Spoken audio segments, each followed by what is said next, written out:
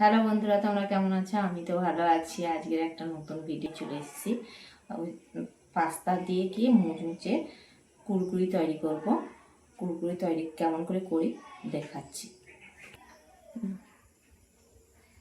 তেলটা গরম করে দিচ্ছি কড়াই করে। কড়াটাও আগে থেকে গরম হয়ে গেছে।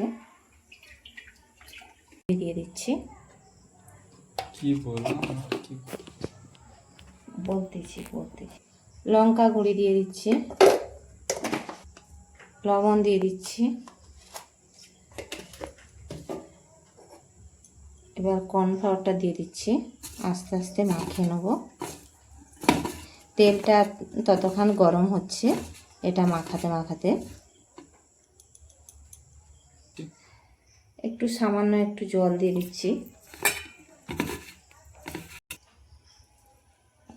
তেলটা তো গরম হয়ে গেছে, এবার সব একে একে করে ছেড়ে দেবো। দেখো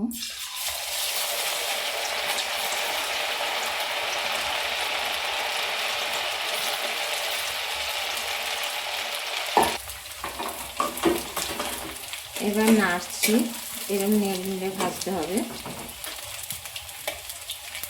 হ্যাঁ, কত সুন্দর মচমচে হয়ে গেছে। দেখো লাল লাল করে ভেজে নিয়েছি। এবারে তুলে নেব।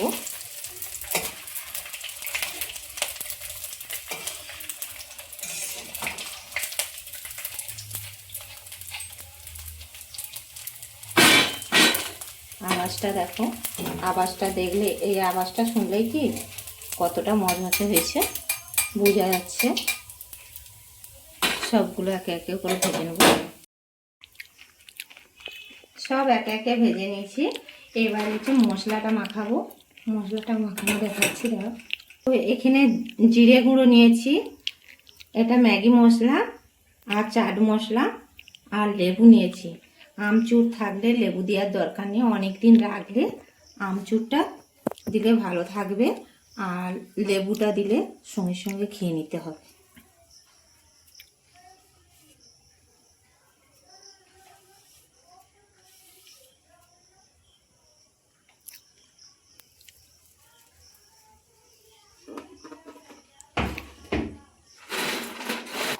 খেয়েও দেখাবো কত সুন্দর মুচমুচে হয়েছে।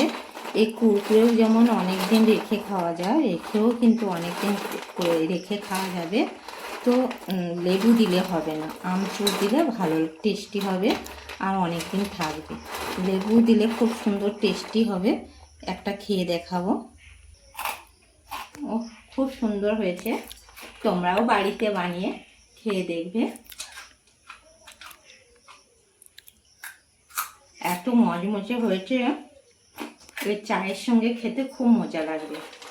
তো ঘরোয়া পদ্ধতিতে কী হলো না, একটা কুরকুরি হয়ে গেল। তোমরা বাড়িতে বানিয়ে খেয়ে দেখবে কেমন লাগে। তো টাটা।